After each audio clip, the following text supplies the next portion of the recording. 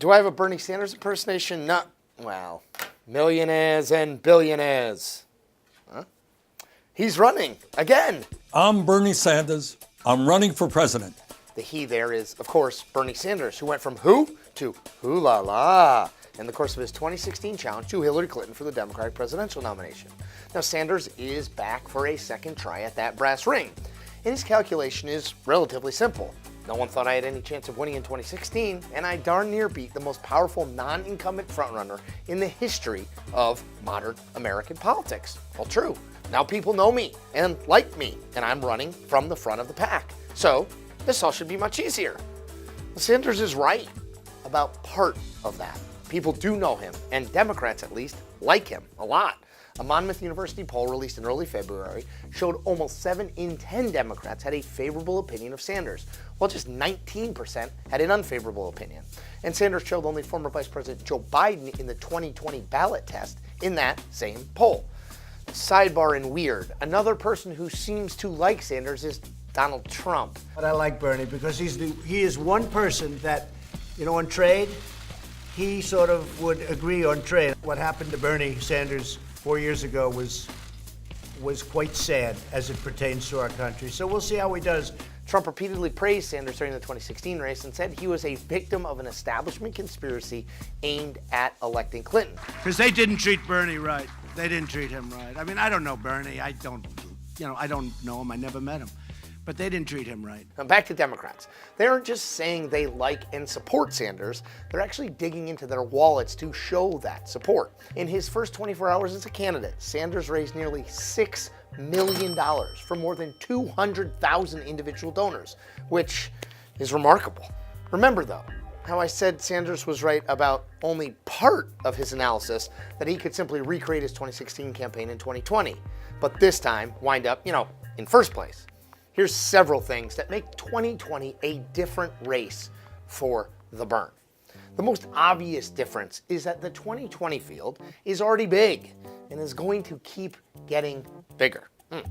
Whereas the 2016 race only really had Sanders and Clinton in it, sorry Martin O'Malley, the 2020 slate of Democrats could number, and I'm not kidding here, in the dozens, cheaper by the dozens. Ugh. The problem for Sanders is not that there are so many candidates, really, but that so many of the candidates are vying for his slot as the liberal champion in the race.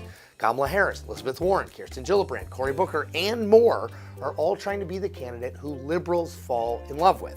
That, of course, is what Sanders is trying to do too, which means he's going to have a lot more competition for that ideological space in 2020 than he did in 2016. Now then there's the fact that the Democratic Party of 2020 is going to look different than the Democratic Party of 2016. The Democratic Party is getting less white, younger, and more female. Now, anyone who paid attention to the 2018 election could see that clearly. Women delivered Democrats the House majority, both as candidates and voters. And some of the biggest stars of the 2018 election were younger black candidates like Andrew Gillum in Florida and Stacey Abrams in Georgia. Now, does this younger, more diverse Democratic Party want to nominate a 77-year-old white man as its standard bearer? And last, but certainly not least, is this fact. Bernie Sanders isn't technically speaking a Democrat at all. Yes, he ran as one in 2016, but as he himself admitted, he did that because he didn't think a third-party presidential bid was viable. And I'm quoting Sanders, "The bolder, more radical approach is obviously running outside of the two-party system," he told The Nation magazine way back in 2014. Do people believe at this particular point that there is the capability of starting a third-party movement, or is that an idea that is simply not realistic at this particular moment in history? End quote. In all of Sanders' previous races, for mayor of Burlington, Congress, and for Senate, he ran as an independent. And he has long said he identifies himself as a democratic socialist. So after Sanders ran for and lost the Democratic nomination for president in 2016, he unaffiliated with the Democratic Party and went back to being an independent. Quote, "I am an independent, and I have always run in Vermont as an independent while I caucus with the Democrats in the United States Senate," Sanders said in 2017. "That's what I've been doing for a long time, and that's what I'll continue to do." And that's what he did. He ran and won easily as an independent in 2018 for the Senate and went right back to caucusing with the Democrats in the Senate when he came back to Washington earlier in 2019.